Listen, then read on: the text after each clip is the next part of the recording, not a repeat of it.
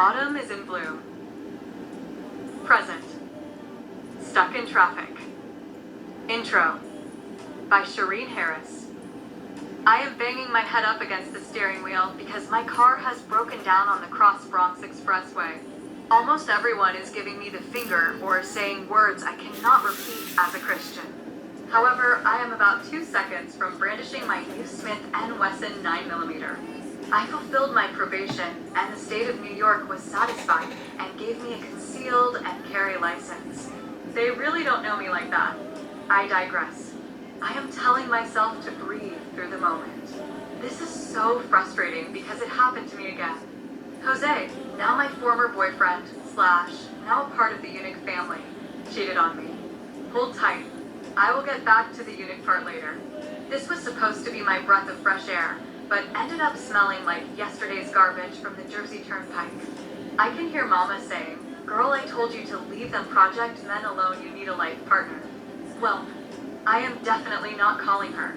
In the meantime, while I am thinking about my life choices, Mary J. Blige, "I Am Not Gonna Cry" comes on Hot 97. I said out loud, "Mary, don't start with me, LOL." I found out my man had a secret that at first I thought I could handle. I can safely say I did not handle it well. I tried, but the old Cairo came up and took control of the emotion wheel. This time I did not blank out. There was some missing time for me arriving at the house and the NYFD showing up. I almost forgot. Jose did run down the street with his stick on fire. No comment. Page 2. Looking at nowhere.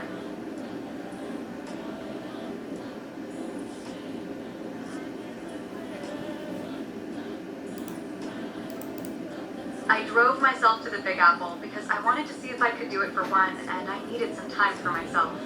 Mom wanted to go to see her big brothers, but I needed to get away from everybody in the family included. It was not them, it was me. The trip was long yet rewarding. Seeing the countryside was amazing. I went on the same route my parents did years earlier through West Virginia. Upon arriving at Aunt Gwen's house, I noticed this fine Puerto Rican man in the yard, helping I guess his mom in her garden. Nope, I tell myself I am not falling for this trick again. Been there, done that. Ain't no love at first sight here. Aunt Gwen opens the garage, and the first thing she does is yell at Mrs. Rodriguez across the street. He and her turn around at the same time. My aunt bursts out. "This is my grandniece Cairo from Tennessee. She is moving in with me."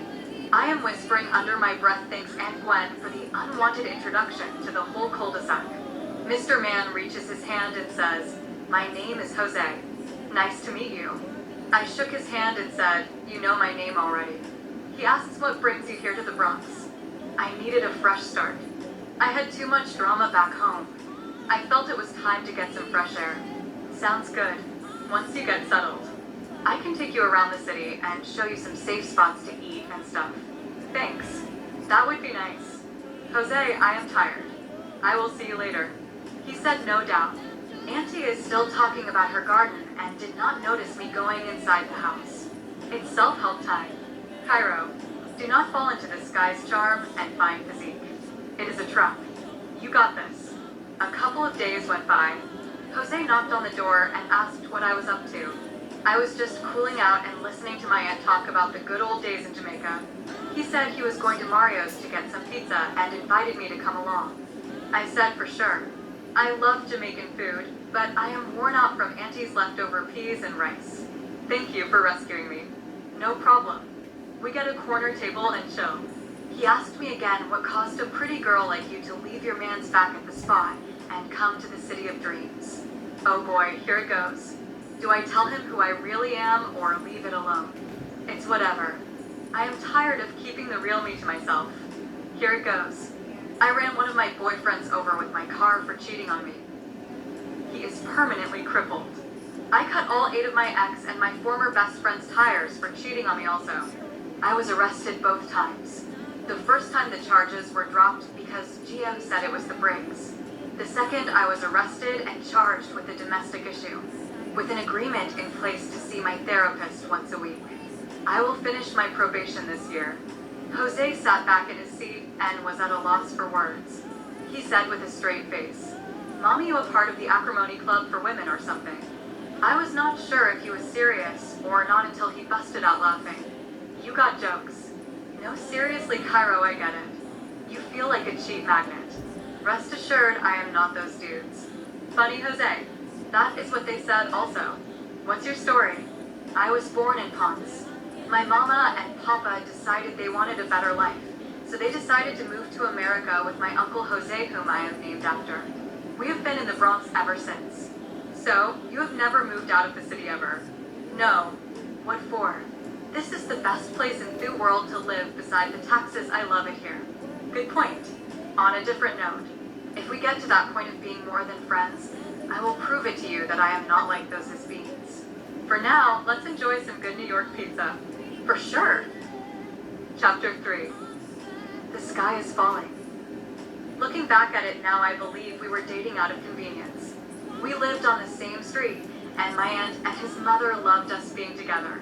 The thing is, like my grandma, I get those vibes. We call them your spidey senses. His patterns and behavior changed up on me all of a sudden. We had a standing date every Wednesday at Mario's. I would catch the bus, and we would leave together afterwards. I was waiting and waiting.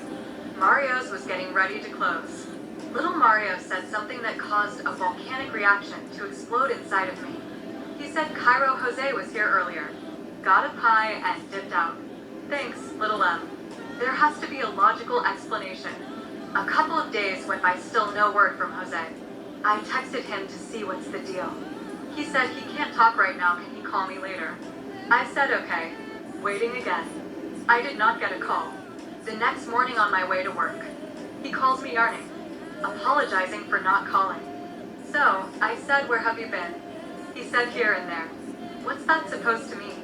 I can't go into details about it right now. Okay, I am not stalking you, I was concerned. It's all good. I say, are we going to the movies this weekend? He says no, I have got plans already. It's like that now. No, mommy. It's not like that. I just gotta take care of something. Well, I guess I will see you when I see you, and I hung up the phone. Now I know without a shadow of a doubt something is not right. Good thing I can ping his phone.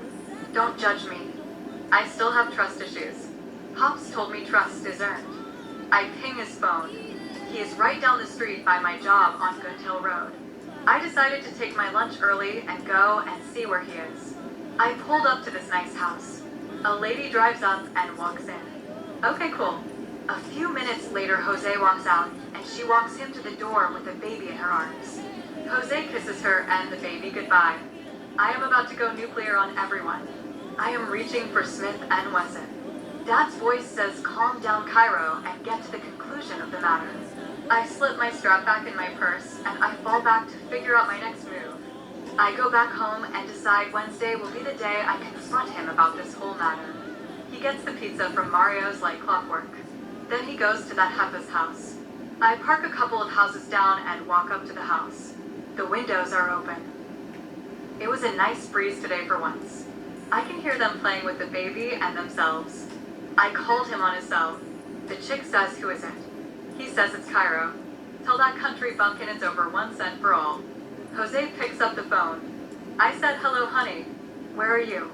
He said, can I call you back? I then ring the doorbell. He answers. I walked past him to the living room. Funny thing, I knew the chick. We work at the same firm. Hello Cheryl. Hello Cairo. Let me this straight. When you were pregnant last year, laughing in my face the whole time, you and Jose were smashing each other. Jose said, let me explain. Jose, it is best you not say anything right now. Not the whole time. I passed him when he brought you lunch. He had my favorite cologne on. The next I knew we were hanging out, and now we have a baby boy. Jose, you can speak now. Cairo, it just happened. It was not planned. Jose, you made a choice. It would have been better to break up with me than to do this behind my back. I keep hearing Mary J's song Not Gone Cry in my head. Cheryl said, what now with this smart mouth? Cheryl, I was going to let you slide, but since you wanted to break bad, here it goes. I pull out my 9 and points it at her. Captain Save M, a.k.a. Jose, decides to jump in front of them. Cheryl, leave your cell phone on the table. Take the baby to Gun Hill Park until further notice. If you veer from those instructions, your baby will be in foster care.